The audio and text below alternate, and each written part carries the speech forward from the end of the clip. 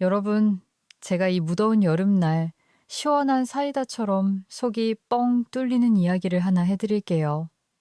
결혼식도 아닌 예비 동서와 시어머니의 상견례 자리. 저는 고무장갑을 끼고 설거지를 하고 있었고 시어머니는 제게 이 망측한 년이라 소리쳤죠.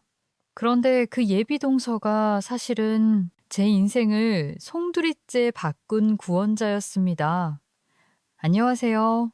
저는 서울에 사는 주부 이소진입니다. 제게 이런 최근 사연이 여러분들에게 소개되면 좋을 것 같아 독수리 타법이지만 어떻게든 글을 써보겠다고 컴퓨터 앞에 앉았는데요. 다소 부족한 글솜씨지만 우리 채널 담당자님이 잘 다듬어 주시리라 믿고 써보겠습니다. 먼저 제 시어머니 이야기부터 하고 싶은데요. 제가 인생의 결정적인 선택을 하게 만든 사람이 다름 아닌 시어머니거든요. 거기다 컴퓨터도 잘 다루지 못하는 제가 사연을 쓰게 된 이유도 시어머니 때문이죠. 저희 시어머니를 한마디로 말하면 폭군 같은 분이세요. 이런 말 그렇지만 사실이 그래요. 제가 지금까지 당한 걸 떠올리면 결코 좋은 말이 나오지 않거든요. 그럼 여러분들은 왜 이런 시어머니를 참고 살았는지 많이들 의문을 품으실 것 같은데요. 그건 차차 이야기를 풀어 나갈 테니 기다려 주세요. 이야기에도 순서가 있으니 제가 남편 김영식과 만나 결혼했을 적부터 간단히 말씀드릴게요.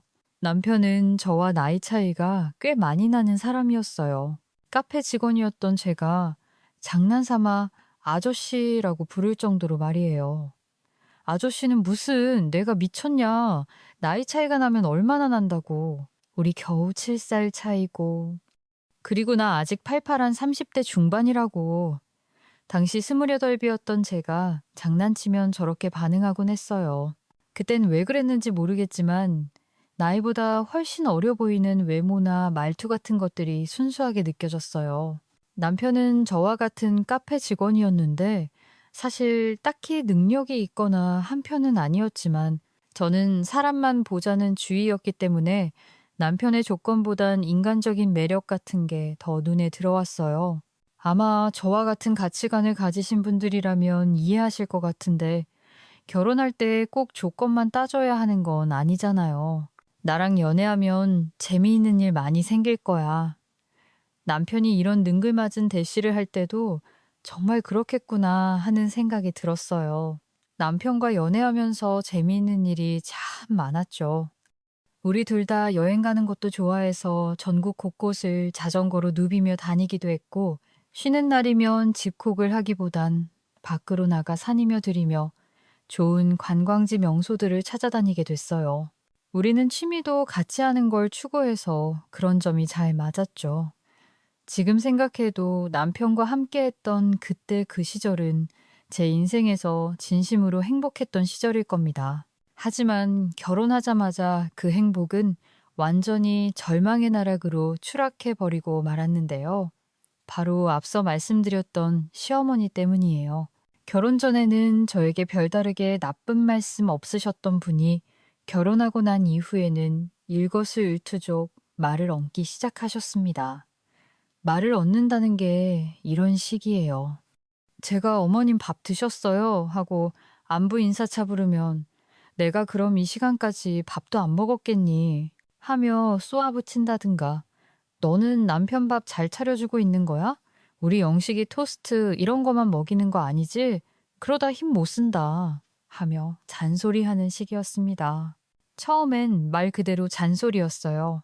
남편이 엄마, 지은이가 밥 잘 차려주고 잘 챙겨주는 걸요 하며 제 편을 들어주려 하면 그걸 또 못 견디시고 너 지금 엄마 앞에서 네 편 드는 거냐 하고 삐진 티를 내시던 터라 저도 처음엔 그런 시어머니 잔소리들이 듣기 싫지만은 않았어요. 물론 좋은 건 아니었지만 나름 귀엽게 굴려놔 드리겠다.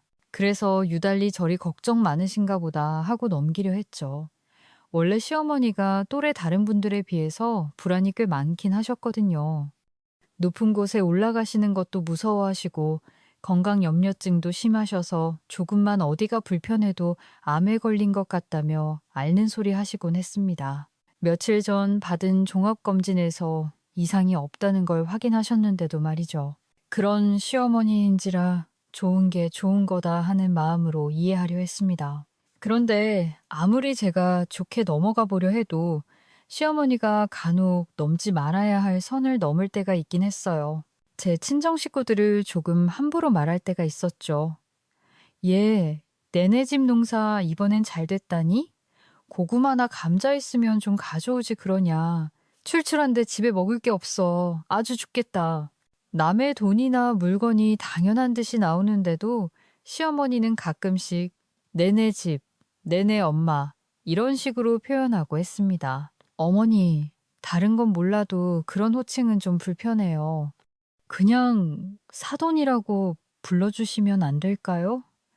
하고 좋게 말해봐도 네가 날 지금 가르치려 드냐 하며 어른한테 말대꾸한다고 역정내시는 바람에 저나 남편이나 입 다물 수밖에 없었죠. 시어머니와 평소에 왕래가 잦은 것도 아니고 살던 곳도 떨어져 있었기 때문에 그래도 애 낳기 전엔 그럭저럭 시어머니와의 사이가 나쁘지 않았습니다. 남편의 몰락과 시어머니의 폭언. 하지만 시어머니와의 갈등이 본격화된 건 바로 남편과 제가 차린 카페가 망하면서부터였어요. 흐름이 어떻게 이 빚을 다 어떻게 갚아? 아, 모르겠다. 나도 어떻게든 되겠지. 내가 밤에 대리라도 뛸 테니까 너도 뭐라도 좀 해. 나름 역세권이라고 하는 곳에 대출까지 끌어모아 차린 카페는 보기 좋게 망해버렸고 카페는 고스란히 빚으로 남아버렸습니다. 호기롭게 시작한 사업이었지만 1년도 안 되어 문을 닫게 되었으니 정말 땅을 치고 울고 싶은 심정이었죠. 그런데 남편은 처음에는 대리라도 뛰며 빚을 갚겠다고 하더니 그다음부턴 의지조차 나약해졌는지 사람이 변했어요.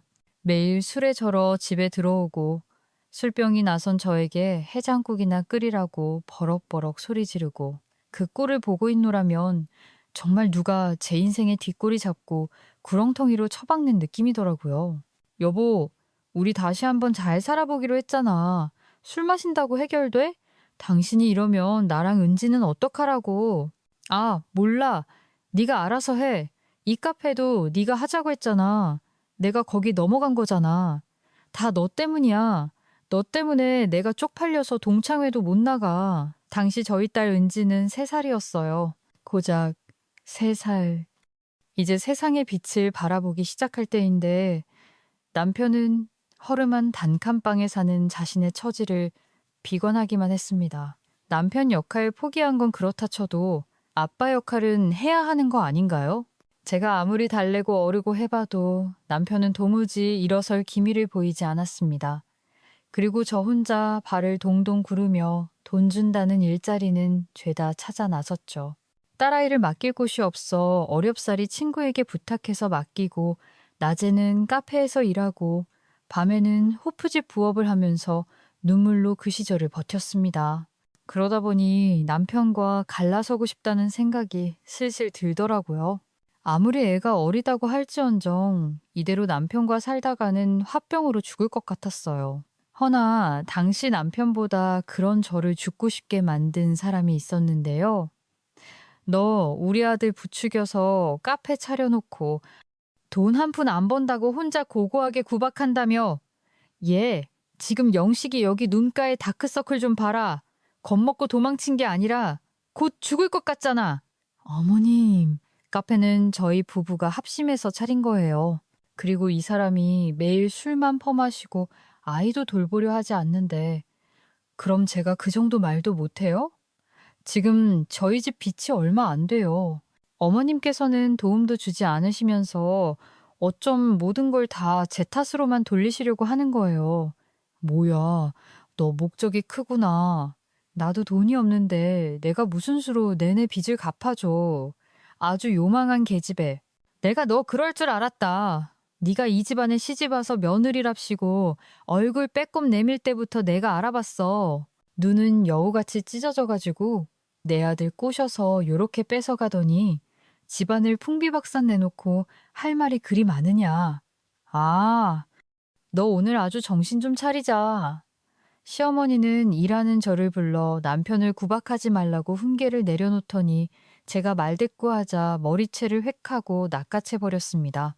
그리곤 머리채를 이리저리 휘두르기 시작했어요. 빠져나올 새도 없이 저는 그대로 시어머니의 억센 손길에 이리저리 끌려다녔고요. 당시 남편이 와서 말리지 않았다면 머리채가 반쯤 뽑혀져 나갔을 겁니다. 바닥에 우수수 떨어진 머리카락에 남편도 할 말을 잃었고 남편의 품에 안겨있던 딸아이는 엉엉 울고 그야말로 난장판이었어요. 시어머니는 그런 만행을 저질러 놓고도 저에게 그러니까 왜 가만히 있는 날 건드려야 하시며 역정을 내셨죠. 그 사건으로 저는 곧장 남편에게 이혼 서류에 도장 찍으라며 난리를 쳤고 남편은 그제야 난감한 얼굴로 저를 보더니 무릎을 꿇고 싹싹 빌기 시작했습니다. 미안해, 지은아. 내가 당장 돈도 벌고 애도 보고 당신 우리 엄마도 당신한테 손찌검 못하도록 주의시킬 거고 한 번만 나한테 기회를 줘. 오, 제발. 나 이렇게 혼자 살긴 싫어, 여보. 내가 잠시 정신이 나갔던 거야. 사업 실패하고 망하니까 스스로가 너무 초라해서 견딜 수가 없었어. 잠깐 현실을 부정했어. 이게 단순히 약속한다고 해결될 일이 아니야. 당신 엄마를 당신이 어떻게 말릴 건데 안 보고 살면 되지. 우리 엄마랑 당신이 이제 볼 일 뭐가 있어? 명절날 말고는 연락도 하지 마. 아, 같은 소리를. 당신 어머니한테 사과받기 전까진 절대 이대로 못 넘어가. 제가 어머니한테 사과받기 전까진 못 넘어가겠다고 하니까 남편은 더 울상인 얼굴로 시어머니에게 전화를 걸었고 둘이서 무어라 전화를 주고받더니 저에게 와서 남편은 이혼만은 없던 일로 해달라며 또 싹싹 빌었습니다. 처음엔 남편을 용서해 줄 생각이 없었어요. 그런데 남편이 그 다음 날부터 술도 끊고 일하려는 모습을 보니까 사람 마음이 누그러지게 되더라고요. 남편은 아침부터 늦은 밤까지 계속 일을 했습니다. 그러면서 제 눈치를 슬금슬금 보는데 저도 어느 순간부터 넌 이제와 이혼해 뭐하나 하는 생각이 들었어요. 이미 서로 못 볼 꼴 다 보았고 싸울 만큼 싸웠는데 이혼이란 쉬운 선택보다는 다른 선택이 하고 싶었어요. 특히 남편과의 이혼 생각을 접은 데는 딸아이가 컸어요. 딸아이를 이혼 가정에서 키우는 것이 죄스럽기도 하고 딸아이는 또 자기 아빠랍시고 남편을 무척 좋아하는데 그런 딸을 억지로 아빠에게서 떼어놓는 것도 못할 짓 같았고요. 어쨌든 어찌어찌 복잡한 심경으로 이혼 생각을 접게 되었고 저는 남편이나 열심히 일만 했습니다. 다행히 그 무렵에는 사정을 들은 저희 친정엄마가 잠시 시골에서 올라오셔서 애를 봐주시기도 했고 그 덕에 저도 숨 좀 돌리고 일에만 몰두할 수 있었습니다. 물론 머리채를 잡은 시어머니가 생각나긴 했어요. 어떤 이유로건 그날 시어머니가 한 폭언과 폭행은 용납할 수 없었습니다. 하지만 시어머니가 저에게 절대 사과 한마디 건네지 않더군요. 오히려 가끔씩 문자를 보냈는데 그 문자의 내용은 죄다 폭언이었습니다. 차마 입에도 담지 못할 말들이었죠. 네가 내 아들을 조종해 이 시험이 머리 꼭대기까지 오르려 하는구나. 그러고도 무사할 것 같으냐. 따위 내용이었어요. 떠올리기도 싫지만 시어머니는 남편이 제 권유를 이기지 못하고 시어머니와 연락을 줄이자 그게 꼴 보기 싫었던 건지 저를 대놓고 몰상식하고 버릇없는 년이라고 칭했습니다. 여보, 엄마 신경 쓰지 마. 나랑 은지, 우리 가족만 생각하자. 그나마 다행스러웠던 건 이혼 통보받고 정신을 차린 남편이라고 할까요? 남편은 밤에는 대리운전을 해가며 성실하게 돈을 벌었습니다. 저 역시 일이라면 닥치는 대로 다 했고요. 그렇게 저와 남편은 취직해 몇 년간 일하다 보니 조금씩 빚을 갚을 희망이 보이는 것 같았어요. 어느새 딸아이도 초등학교에 입학할 나이가 되었고요. 애가 크니 그에 맞게 들어갈 돈도 늘어나긴 했지만 저희 부부는 희망을 잃지 않고 언젠가 이 빚에서 헤어날 수 있을 거란 일념 하나로 열심히 살았습니다. 시동생, 그리고 시어머니의 끝없는 시련. 그런데 다시금 폭풍이 몰아닥치기 시작하는데요. 바로 남편의 시동생 김성재 때문이었습니다. 남편 시동생은 저와는 나이 차이가 별로 없었지만 남편과는 각별한 사이여서 꽤 술자리도 자주 가지곤 했는데요.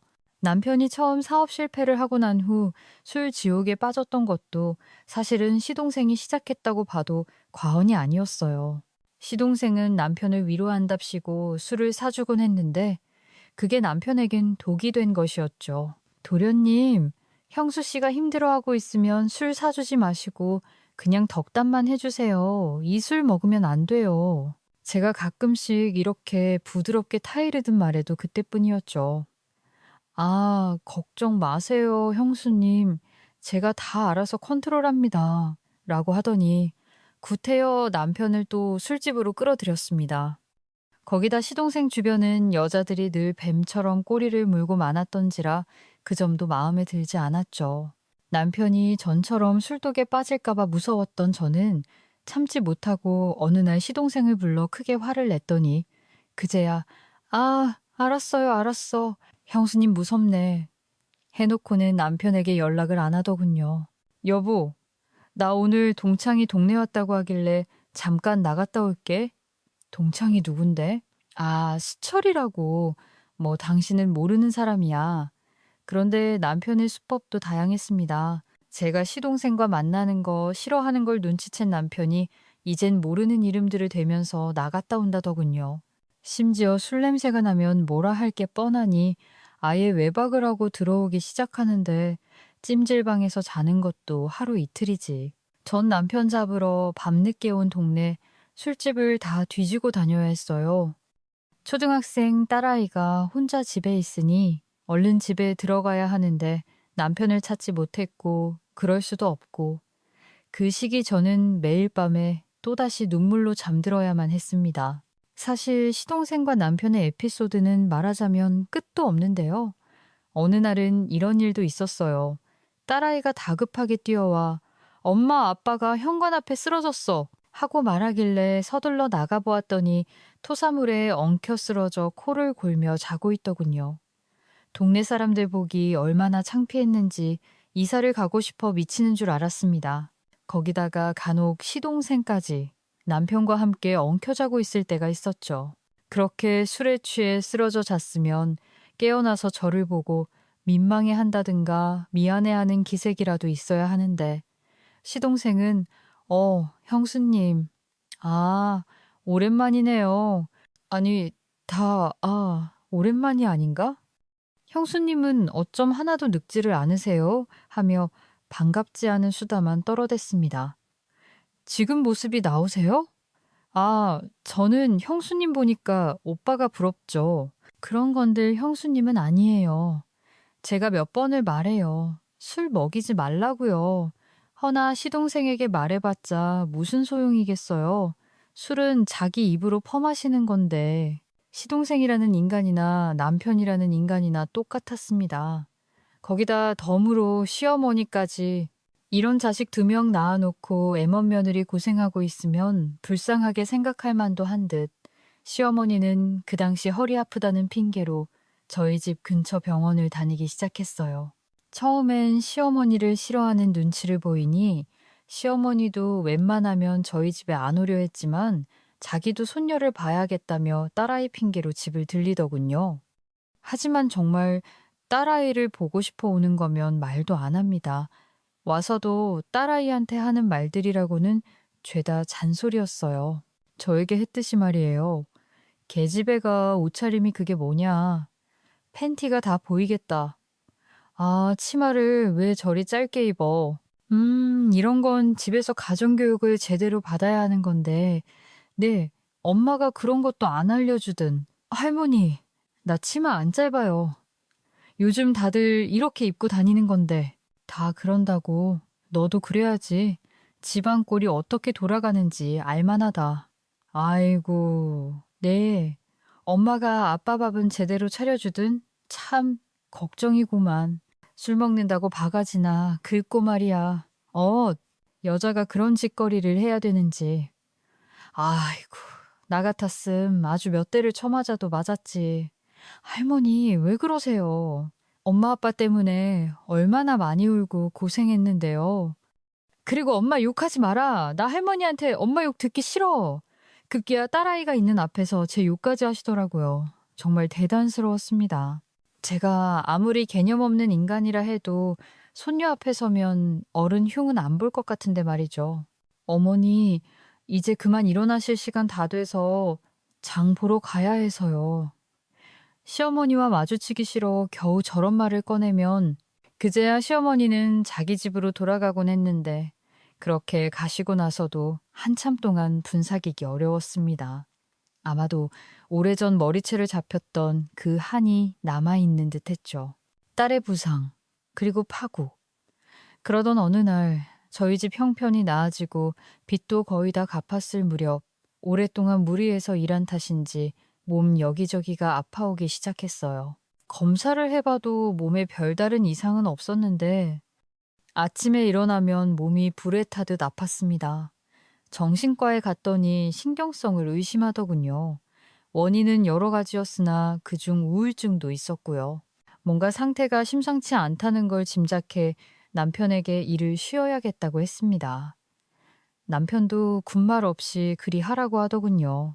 그렇게 아주 오랜만에 일을 하지 않고 집에서 딸만 돌보며 몇 달을 쉬었습니다. 그런데 평소에 쉴 틈 없는 사람이야 푹 쉬는데 막상 쉬려니 쉬는 것도 어색하더라고요. 적응하는데 며칠 걸렸던 것 같습니다. 그래도 그 며칠이 지나자 딸아이와 오붓하게 영화도 보러 가고 가끔 단둘이 외식도 하며 시간을 보내니 참 좋았습니다. 딸아이도 엄마 쉬니까 진짜 좋다. 앞으로 뭐 그냥 쭉 쉬면 안 돼?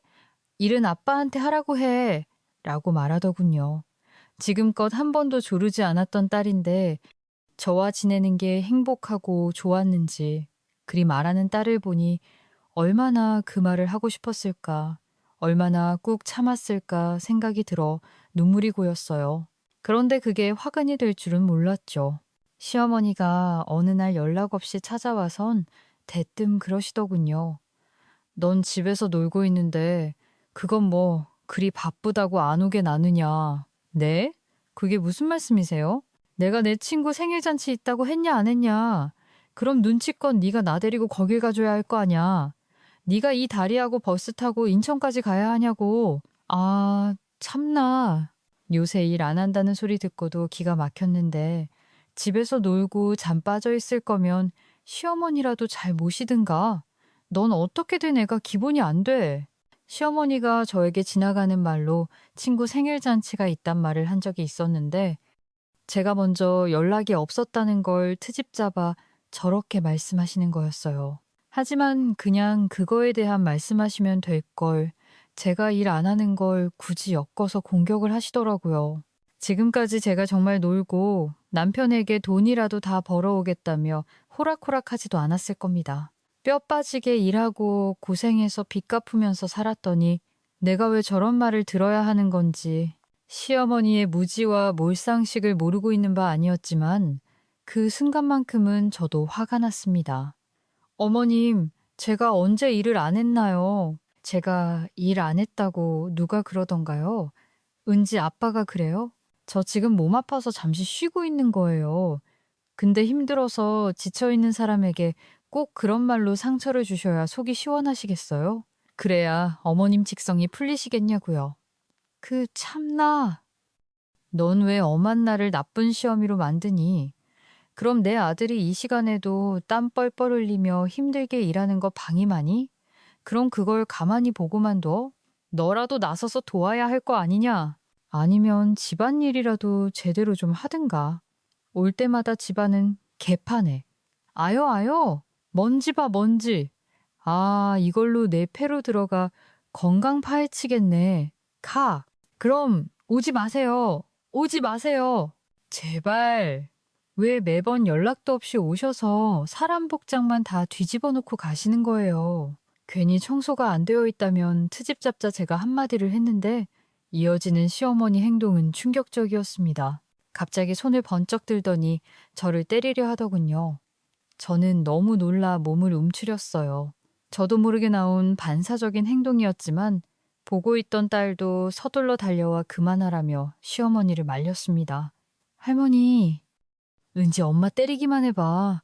아빠한테 다 이를 줄 알아. 이놈 계집애가 뭐라고. 자리 안 비켜. 그리고 그 순간 딸아이는 할머니를 말리려다 그 억센 손길에 밀려 넘어지고 말았습니다. 근데 하필 딸이 넘어진 곳은 유리 화병 쪽이었어요.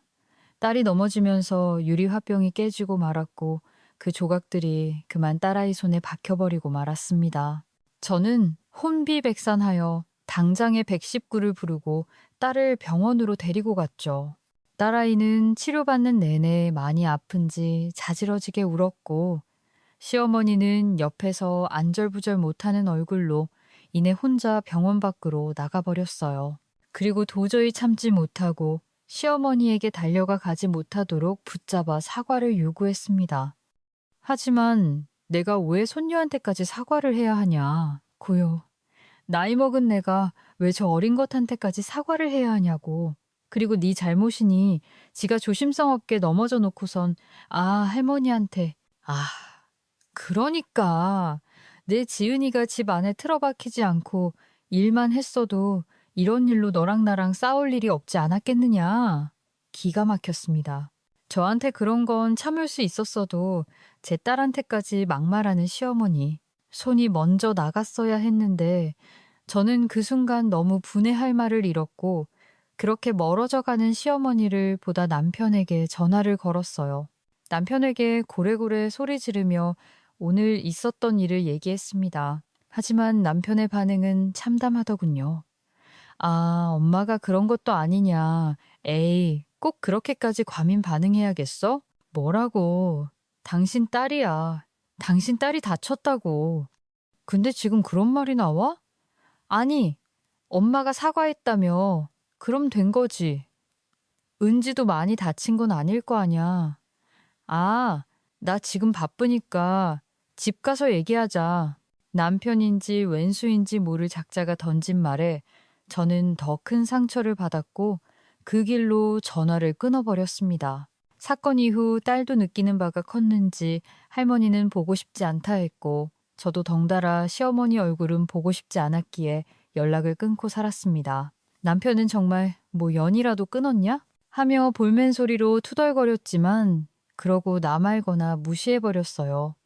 사실상 이 시기는 남편과도 냉전기였어요. 이혼을 생각할 만큼 남편의 살이 닿는 것도 치떨리게 싫었을 때였으니까요. 그렇게 남편과는 대화가 끊겼습니다. 새로운 시작 그리고 동서의 정체 딸아이가 미대에 진학하고 싶다는 말을 들은 뒤론 다시 돈을 벌기 위해 이곳저곳 이력서를 넣느라 바빴기에 덕분에 남편과의 관계도 소홀해졌죠. 차라리 남편과 아무 말 없이 지냈던 것이 더 편하게 됐어요. 그런데 코로나 시기와 맞물리면서 취직난이 심했던 시기라 일 구하기가 생각보다 빠듯했습니다. 조급함이 커져가고 있는데 그러던 날 사촌 언니로부터 연락이 왔습니다. 지은아, 아는 동생이 운영하는 회사가 있는데 거기서 CS 고객 응대보조 사원을 뽑는다나 봐. 내가 너 일자리 구한다는 소식 건너듣고 연락했어. 고객 응대 업무를 할 수 있을까 없을까를 판단하기도 전 무조건 잡아야겠다는 생각이 먼저 들어가겠다고 말한 후 면접을 기다렸습니다. 안녕하세요. 이수진이라고 합니다. 예정된 시간보다 빨리 오셨네요. 인맥으로 들어간 곳이라 그런지 전 생각보다 빨리 면접 일정을 잡아 연락받을 수 있었습니다. 면접은 대표와 1대1로 진행된다고 했어요. 그저 날 뽑아줄까? 걱정되기도 했고 여러 별 생각 다 들었지만 일단 떨리는 마음으로 면접관을 기다렸지요. 그리고 잠시 후 걸어온 사람은 누가 봐도 커리어 우먼 같은 분위기를 풍기는 여자였습니다. 그런데 어쩐지 걸어오면서 얼굴이 자세히 들어온 순간부터 어딘지 모를 기시감이 느껴졌어요. 면접을 보면서도 자꾸 누구지? 어째서 이 여자 낯이 익지? 하는 생각을 멈출 수가 없었어요. 그러다 한 얼굴이 제 머릿속을 스치고 지나갔습니다. 혹시 땡땡 초등학교 나오지 않으셨나요? 맞아요. 이제 알아보는군요. 언니, 저희 옆집 살던 수진이잖아요. 네가 수진이라고? 네, 회사 면접을 보러 갔던 곳의 대표님이 바로 저희 고향 동생이었던 거죠. 사촌 언니와 제가 같은 고향에 살았었는데 저한테는 아는 동생이라고만 해서 고향 사람일 거라곤 꿈에도 생각지 못했습니다. 근데 알고 보니 수진이더라고요. 수진이는 저와 진짜 닮은 꼴이고 얼굴도 닮아 자매 같다고 이야기까지 들었던 아이였어요. 전부터 똑똑하고 저 할 말은 똑 부러지게 하던 아이였지만 이렇게 어엿하게 커서 회사 대표가 된 모습을 보니 대견하기도 하고 내심 부럽기도 했어요. 언니, 이렇게 만나서 너무 반갑다고. 그간 어떻게 지냈어요? 나야, 애 낳고 살았지. 우리는 곧바로 업무 얘기가 아닌 살아온 얘기를 나눠 먹었습니다. 저야 그저 짠한 이야기들이 가득해 말하기도 쑥스러웠지만 수진이 역시 당당한 모습과는 달리 그간 사업 실패도 여러 번 경험하면서 인생에 쓴 고배를 마셨다고 하더군요. 그날 저는 수진이와 오랜만에 고향 사람을 만났다는 기쁨에 술 한 잔까지 하며 깊이 있는 대화를 나누었고 수진이 역시 직원이라기보단 편한 동년배에게 대하듯 해주더군요. 회사 생활은 무척 저에게 잘 맞았습니다. 수진이는 많이 걱정했지만 제 생각과는 다른 길이 펼쳐졌습니다. 회사 업무를 하면서 이상하지만 저는 스트레스보단 오히려 성취감을 많이 느꼈어요. 그간 돈을 버는데 급급해 있고 있던 열정이나 그런 것들이 일을 만나며 다시금 되살아난 기분이랄까요? 식당 일이나 어렸을 때 일했던 카페와는 달랐습니다. 일을 하다 보니 점차 제 얼굴에 생기가 돌았고 저 자신을 꾸미는 것에도 소홀치 않게 되었죠. 무엇보다 이런 제 모습을 반긴 건 딸아이였습니다. 엄마 화장하니까 완전 예쁜데 왜 그동안 안 했어? 진짜 엄마 예뻐. 엄마가 연예인보다 더 이쁘다. 라며 엄지를 치켜 세워주는 딸아이를 보면 흐뭇할 수밖에 없었습니다. 남편이요. 남편이야. 제가 회사 다니건 말건 신경도 안 썼죠. 그저 일 핑계로 밥 먹듯 외박하며 지낼 뿐이었습니다. 솔직히 가끔 남편 몸에서 나는 여자 향수 냄새에 예민해져 남편이 무슨 짓거리 하고 다니는 건지 신경 쓰이긴 했지만 이미 저나 남편이나 법적 부부였지 진정 서로가 부부라고 여기게 된 지는 오래되었으니까요. 그러다 다시 남편과 말을 이어가게 된 건 뜻밖의 시동생 소식이 들려오면서부터였습니다. 둘이 이미 결혼을 한다고 했으니까요. 심지어 그 동서가 회사 대표라니. 내 동생 대단하지 않아? 솔직히 놀랄 얘기였어요.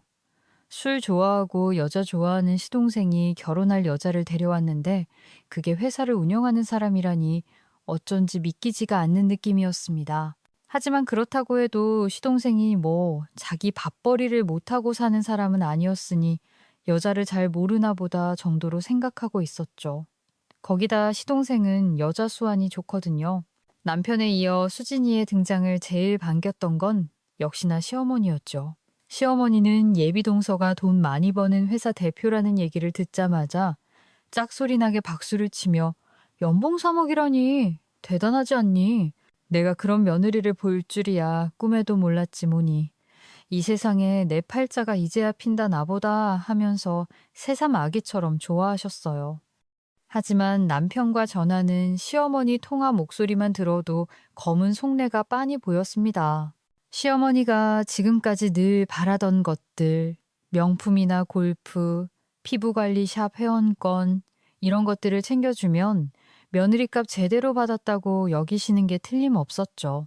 시어머니 친구분 중에 부자 며느리를 둔 분이 있었는데 시모가 그분 얘기를 일부러 제 앞에서 꺼내곤 했었으니까요. 거기다 시어머니는 제게 염치도 없는지 연락을 하더라고요. 우리 집안에 예비 동서가 들어온다는데 네가 뭐라도 해야 하지 않겠니? 이번 주말 토요일에 시간 비워놔라. 시어머니는 다짜고짜 그날 저에게 시간을 비우라는 말을 던지고 끊어버렸습니다. 안 오면 가만두지 않을 거란 협박도 덤으로 남기시고요. 처음엔 안 갈 심산이었고 남편에게도 그리 통보했습니다. 그런데 남편이 설득에 나섰어요. 이번만 가주면 자기가 더 잘하겠다며 없는 애교까지 부려가며 설득하는데 남편이 꼴도 보기 싫어지지만 정말로 보여주기 식으로 술까지 안 먹고 집에 꼬박꼬박 들어오는 모습을 보니 이번 한 번만 선심 쓰자 싶더군요. 그래서 말했습니다. 알았어. 갈 거야. 근데 정말 인사는 잠깐 하고 바로 나올 거야. 뜻밖의 반전과 깨달음 허나 시댁에 도착하자마자 후회가 막심하게 몰려왔죠. 제 생각처럼 순조롭게 상황이 진행이 되지 않았거든요. 시어머니는 다짜고짜 고무장갑부터 던졌습니다. 저 그릇들 다시 닦아라. 빡빡. 이거 끝나면 먼지 안 더럽게 창틀 닦고 부자 동서 오는데 우리 집 꼴이 좋아야 애가 우리 집안 우습게 안 볼 거 아니냐. 시어머니는 다분히 노골적이었어요. 제가 오자 쥐 잡아먹을 듯 이것저것 부려먹기 시작했고 요리해라, 설거지해라, 창틀 닦아라 수도 없이 주문하고 또 주문했습니다. 저는 군말 없이 일단 했습니다. 어차피 오늘만 이 짓거리하면 다신 안 해도 될 일일 테니까요. 지금 생각하면 참 한심합니다. 어찌나 호들갑을 떨던지 시어머니는 음식 맛이 있네 없네 제가 만든 음식마다 평가하고 고전했습니다. 그럴 거면 본인이 직접 만들 것이지. 그러지도 않으면서 예비 동서한테 잘 보이겠다고 화장품이나 찍어 바르고 있었죠. 아큐, 며느리 올 시간 다 되어야 하는데 이 옷이 좋으려나? 아, 저 옷이 좋으려나? 부드럽고 온화한 목소리로 콧노래까지 흥얼거리며 저러는데 그 전날 밤 먹은 음식물이 위로 올라오는 것 같은 느낌이 들었습니다. 그리고 제 마음은 급해졌어요. 예비 동서가 올 시간이 다 되어 가는데 시어머니가 도와주지 않으니 속도가 붙지 않았거든요. 그때 서방님으로부터 동서가 오고 있다는 문자가 도착했고 저는 더 다급히 손을 놀렸어요. 허나 마음이 너무 급했던 건지 모든 요리를 다 했다고 생각했는데 그만 실수하고 말았습니다. 바로 갈비찜을 안 한 것이었죠. 너 갈비찜 안 했니? 아유, 이런 망측한 년을 봤나. 아, 이 집안의 중요한 요리인 갈비찜을 안 하면 어쩌자는 거야. 너 제정신이야. 시어머니는 그야말로 길길이 날뛰기 시작했고 부엌에서 큰 소리가 나자 남편은 주방으로 달려왔지만 중재도 않고 그냥 한숨만 푹푹 쉬었습니다. 아유, 모질이 같으니라고. 내가 너 같은 걸 뭘 믿고 이 귀한 손님 대접을 맡겼는지. 그런데 기막힌 일은 그 후에 벌어졌습니다. 시어머니의 화통 삶은 목청 탓에 부엌에 있던 우리 두 사람 다 동서가 들어오는 소리는 듣지 못했죠. 어디선가 목소리가 들려 쳐다보았는데 수진이가 서방님 옆에 서서 제 이름을 부르고 있더라고요. 수진이는 다분히 놀란 듯 손까지 떨고 있었습니다. 그러자 시어머니도 입이 떡 벌어지고 말았죠. 아, 내가 늦긴 했나 보네. 귀가 어두워서 소리를 듣지 못했어. 지. 언제 온 거야? 왔어요, 언니.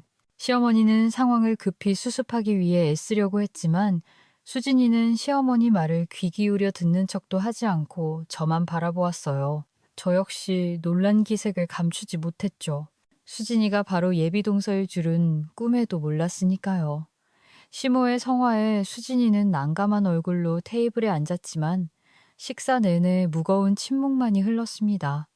저는 수진이 얼굴을 쳐다보지도 못하고 밥알만 바라보았고 시모 역시 아유 듣던 대로 참하게 생겼네 하며 어떻게든 분위기를 띄워보려 했지만 수진이도 그 옆에 있던 서방님도 아무 말 하지 않았죠. 간신히 방송 속 같던 동서맞이가 끝난 후 수진이는 밖으로 나오자마자 저를 다그치듯 어떻게 된 일인지 물었습니다. 말하고 싶지 않았지만 이미 모든 상황을 들킨 거 저는 그간의 일을 울면서 다 말하게 되었고요. 수진이는 듣는 내내 충격적인 얼굴을 감추지 못했습니다. 언니, 어떻게 그런 대접을 받고 살았어? 며느리를 때리는 시어머니가 말이 돼? 이혼해야지? 아, 그게 쉬운 일이 아니야. 난 애도 있고 딸도 낳아 기르고. 언니, 언니도 언니, 인생 살아야지. 그 순간 왜 갑자기 눈물이 쏟아졌을까요? 수진이가 절 보며 언니 인생이라는 단 한마디를 했는데 저는 그만 그 자리에 주저앉아 오열하고 말았습니다.